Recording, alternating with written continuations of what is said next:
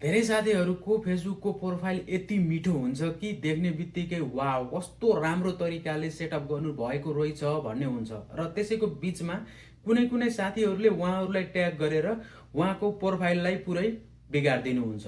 आज म तपाईँलाई बताउँछु कि त्यो ट्याग कम्प्लिटली कसरी क्लियर गर्ने भन्ने विषयमा। यदि तपाईँलाई पनि स्क्रिनमा देखाएको जस्तै समस्या परिरहेको छ तपाईँको प्रोफाइललाई भने अब तपाईँले त्यो एकदमै कम्प्लिटली क्लियर गर्न सक्नुहुन्छ। तपाईलाई म देखाउँछु। भिडियोलाई सुरु गरौँ है त।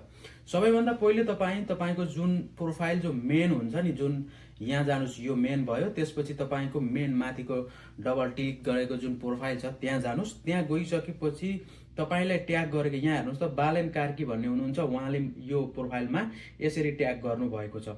अब यसलाई हामी एकदमै कम्प्लिटली डिस्ट्रोय गर्छौँ। अब कसैले पनि तपाईलाई यस्तो खालको ट्याग गरेर तपाईको प्रोफाइललाई बिगार्न सक्नुहुन्न।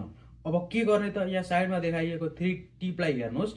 यो थ्री टिपलाई देखाइसकेपछि तपाईको हामी भित्र जान सक्छौँ र त्यहाँ के देखाइएको छ भने रिमुभ ट्याग भन्ने तल जुन तलपट्टि देखिएको छ नि, रिमुभ ट्यागमा क्लिक गरौँ। त्यसपछि हामी रिमुभ ट्यागको जुन यो छ यसलाई कन्फर्मेसन गरौँ। अनि त्यसपछि हामी यो गरिसकेपछि अब तपाईकामा त यो त अब रिमुभ ट्याग त हुँदैन, तर हामीले मेन मुद्दा कहाँबाट सेटअप गर्नुपर्छ भने अब म तपाईलाई देखाउँछु। कम्प्लिटली सेटिङमा यो गएर तपाईले मिलाइसकेपछि तपाईहरू रिमुभ ट्याग गर्न सक्नुहुन्छ। ध्यानसित हेर्नु होला। तल सबैभन्दा तलपट्टिको review that people can see your profile, यसमा भन्दापट्टि तलपट्टि हेर्नुहुन्छ review your tag and before post appear to your profile, यसलाई चाहिँ बन्द गरिदिनु पर्छ।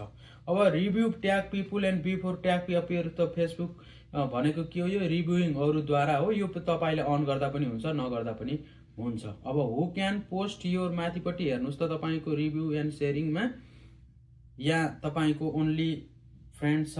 यो